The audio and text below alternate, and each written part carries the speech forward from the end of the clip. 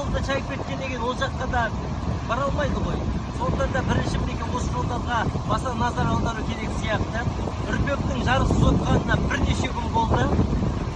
Сондықтан да осы светті, жарықты халыққа келтіріп берсе,